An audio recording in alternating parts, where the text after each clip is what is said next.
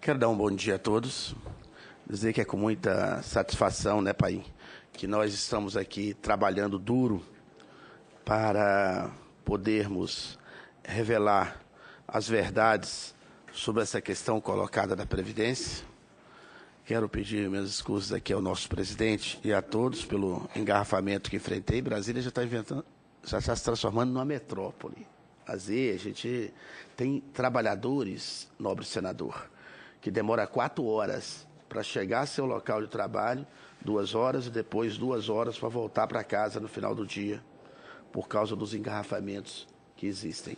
Então, quando tem uma colisão, a coisa fica quase que impossível. Senhor presidente, senhoras e senhores senadores, membros dessa CPI, em primeiro lugar, quero louvar... Me permita, senador. Você, mas é uma satisfação ver o senador Valdir Raupp aqui, uma das lideranças do PMDB, prestigiando o início do nosso trabalho. Por favor, Raupp. Em primeiro lugar, quero louvar a iniciativa e o espírito democrático do nobre senador Paulo Paim, sua luta e vontade de sempre contribuir com o processo legislativo nos trouxe a CPI da Previdência. Vivemos um momento histórico, muito importante, verdadeiro divisor de águas na história da pátria. Trata-se de um desses tempos decisivos para o Brasil. Hoje, 2 de maio de 2017, às 8 horas e 30 minutos, é um dia que a CPI da Previdência realmente começa a funcionar. Ao fim dos trabalhos, daqui a 120 dias, prorrogáveis por igual período, teremos um panorama completo da situação e estaremos em condições de levar adiante a discussão embasados em informações exaurientes e em depoimentos técnicos relevantes. Os resultados certamente poderão significar novas vertentes legislativas para o saneamento definitivo da questão em apreço.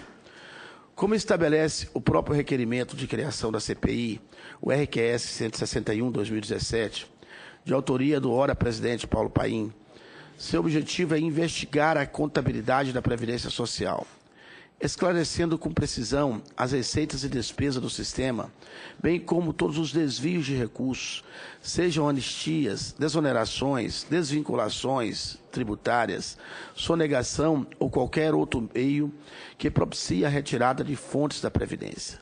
Sem antecipar suas conclusões, concordamos todos que é fundamental que se esclareçam as dúvidas que se precipitam sobre a consciência dos legisladores e de toda a sociedade.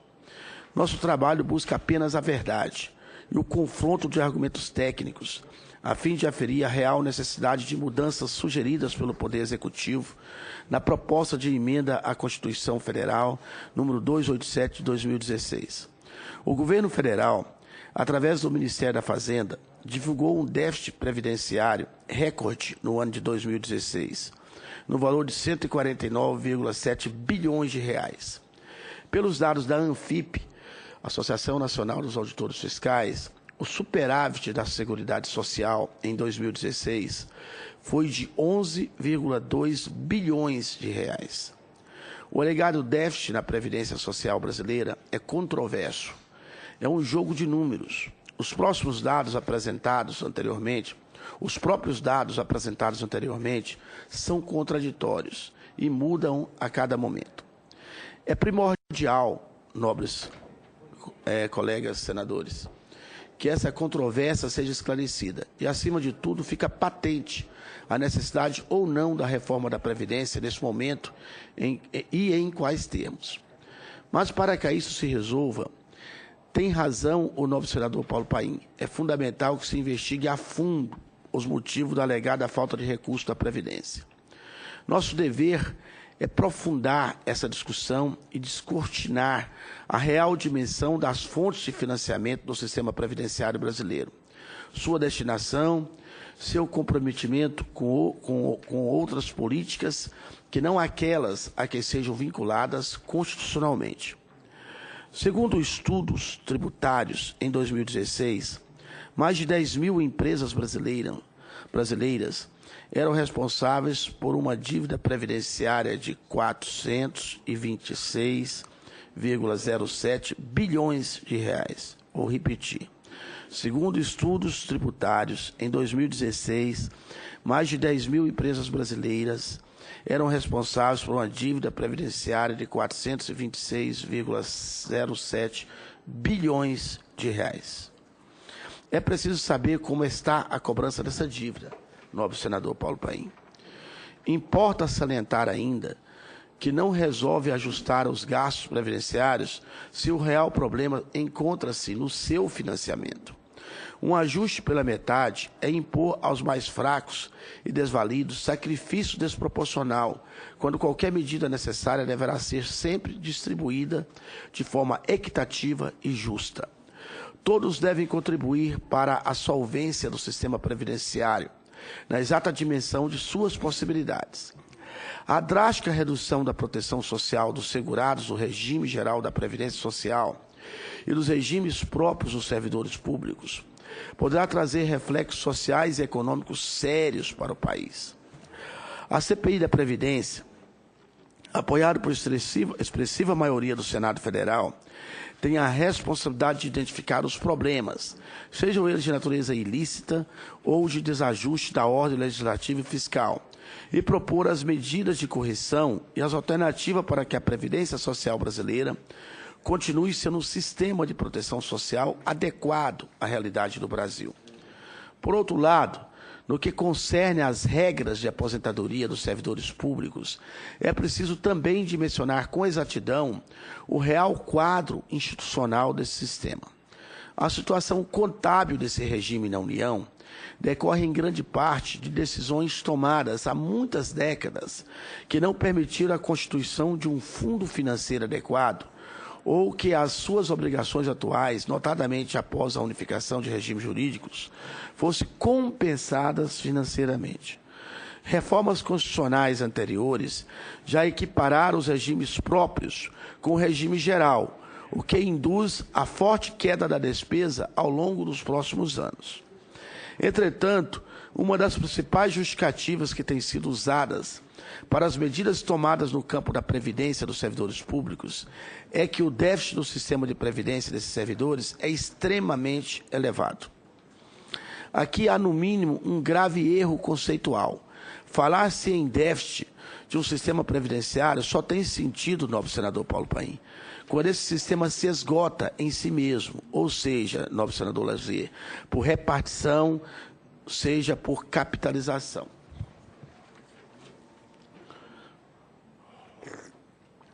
Historicamente, a aposentadoria dos servidores públicos se caracterizou como algo que, em linguagem jurídica, é denominado de pro labore facto.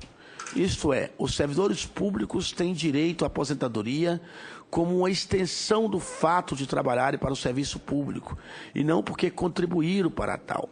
A razão disso é que, diferentemente da situação do regime geral da Previdência Social, onde os salários é pago pelo empregador e a aposentadoria pelo INSS, quem paga a remuneração do servidor na ativa e os seus proventos na inatividade é a mesma pessoa, isto é, o Estado. Ademais, a remuneração do servidor público não é consequência de uma negociação entre ele e a administração, como ocorre na iniciativa privada. Ela é fixada unilateralmente pelo Estado mediante a lei. Assim, cabe ao Estado, quando fixa a remuneração do servidor público, considerar não apenas aquele desembolso, mas igualmente o que se gastará na sua inatividade.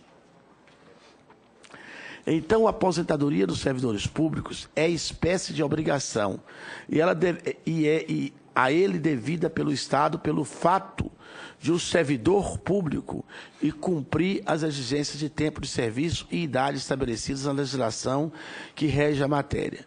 Não é uma contrapartida por uma contribuição feita anteriormente, como no outro caso anterior. Essas e outras questões deverão ser consideradas também quando analisarmos o alegado déficit previdenciário, na medida em que os encargos previdenciários da União, o EPU, deveriam ser financiados por recursos fiscais, levando em conta a sua natureza, mas acabam misturados às despesas da Seguridade Social. Assim, esperamos realizar um trabalho importante para dar maior transparência às controvérsias existentes em relação ao financiamento da Seguridade Social, a fim de melhor avaliar as medidas apresentadas pelo governo na proposta de emenda constitucional número 287 de 2016. E, para finalizar, quero dizer que tenho a honra de participar dessa comissão na qualidade de relator, ao lado de insignes colegas que, com certeza, não pouparão esforços na busca da verdade. Essa, aliás, a diretriz comum de toda a CPI. Vamos nos bater pela apuração completa da verdade. Esse é o lugar de se buscar a verdade, e a verdade nos libertará. Essas são as minhas primeiras falas. Eu queria dizer, nobre presidente, igual Vossa Excelência acabou de colocar aqui, o nosso objetivo é fazer um trabalho conjunto, é fazer um trabalho comum, que propicia a participação efetiva de todos que fazem parte dessa comissão. São 12 senadores, todos os 12 do mais alto gabarito, com toda a condição de nos ajudar com forma profunda, e também milhões de brasileiros que estão nos acompanhando, né? E os demais outros senadores desta casa, que temos aí mais 69 senadores que podem colaborar efetivamente com a gente. Toda a colaboração será bem-vinda, né? A gente avaliou, discutimos, inclusive preferi, ao invés de apresentar hoje o plano de trabalho, apresentar na nossa próxima reunião, baseado exatamente em a gente ter condição dessa. E hoje aqui eu vi algumas sugestões e algumas opiniões dos outros colegas senadores para que a gente possa apresentar um plano de trabalho que não nos engesse, que nos garanta a gente ter condição de caminhar no sentido claro de abrir a caixa preta das contas, de demonstrar por A e B qual é a real cota de cada um. O que não dá é o jogo da desigualdade. Eu sou servidor público concursado, e milhares de servidores públicos concursados desse país pagam mensalmente a sua contribuição retirada no contra-cheque ou no olerite para alguns estados brasileiros. Milhares de trabalhadores desse país pagam a sua contribuição tirada diretamente no contra-cheque. Então, nem os trabalhadores da iniciativa privada, nem os trabalhadores públicos, nem as empresas sérias e responsáveis que fazem suas contribuições podem ser penalizadas por um conjunto de ações, igual eu indiquei aqui no meu discurso inicial, de cerca de 10 mil empresas que não arrecada, que não recolhe as suas dívidas. E também, por alguma forma, não tão rente de administração que possa ter havido anteriormente da Seguridade Social. Nós estamos aqui para ver todas as responsabilidades, se é superavitária, se não é, aonde é que, de fato, a coisa pode caminhar. Então, é nessa linha, nobre senador Paulo Paim, que o senhor, como presidente, e eu, como relator, deixamos claro a nossa sensibilidade para trabalharmos em conjunto. A gente avalia que segunda-feira à tarde é um bom horário para que nós tenhamos condições, igual hoje, por exemplo. Sou membro da CCT, sou membro da CCJ, sou membro da CI, todas com reunião nesse momento aqui, que eu não poderei estar por ser membro, ser membro dessa CPI, sou relator, e eu mais o senador Paulo Paim já fizemos um pacto, seja no maior rincão desse país mais longe, seja do Oiapoque ao Chuí, aonde nós tivermos que ter alguma oitiva, nós vamos em conjunto. Nós não vamos deixar a CPI ficar uma parte para um lado, outra parte para outro. Então, nós queremos trabalhar em conjunto. Por isso que, quando a gente sugere a segunda-feira à tarde, seria uma forma da gente ter o máximo de colegas senadores, membros dessa CPI, participando conosco do trabalho. E quando a gente abre a possibilidade das quartas-feiras, de 2 da tarde até as 4 horas que começa o plenário, nós fazermos algumas audiências públicas ou algumas oitivas, também é nessa linha do máximo de colegas senadores poderem participar. E quando a gente também coloca as quintas-feiras, à tarde, principalmente a quinta, que todo mundo sabe que o plenário acaba de manhã, tá certo? Para a gente poder pegar de quinta até 18 horas, que seria outra possibilidade de alguma oitiva mais longa, a gente poder ouvir sem estar saciando a pessoa que foi convidado, dele poder colocar todas as questões que são necessárias para nos esclarecer. E quando a gente vai daqui a pouquinho discutir blocos de ações para que nós possamos realmente debelar a situação e vamos propor, por exemplo, que nós precisamos de forma oficial receber dados e estudos. Forma oficial é daquela forma que não foi levou no nosso gabinete, trouxe aqui para a CPI. A situação pública da CPI colocou para nós a situação que nós vamos estar propondo inicialmente, está ouvindo a Associação Nacional dos Auditores Fiscais, o Simprofaz, o Sindicato da Fazenda, está ouvindo o SINAIT, o Sindicato dos Auditores do Trabalho, tá certo? E está ouvindo o Sindifisco. Nós estamos aqui propondo que as 4 principais entidades brasileiras de auditoria possa, de forma oficial, trazer à CPI todas as suas informações sobre a questão da Seguridade Social. E assim nós teremos condições de bem nos preparar para os demais reuniões de trabalho que nós teremos pela frente. Em seguida, só essas 2 primeiras, viu, Paulo, se você me permite, eu e Paulo Paim, discutimos muito a necessidade de trazer também a sociedade organizada, a sociedade civil, para uma segunda oitiva, com professores, com mestres das universidades brasileiras, né? Aonde a gente estaria sendo apresentado na segunda. E na terceira, a gente já pensaria nos nossos representantes de governo, de outras entidades centrais sindicais e outras, para poder estar colocando aqui. Então, eu paro por aqui, nobre presidente, porque eu sei que nós temos uma longa rol de requerimentos, né? E nós precisamos hoje aqui aproveitar o tempo que temos para deliberar esses requerimentos iniciais. Muito obrigado, nobres senhores. Tudo bem.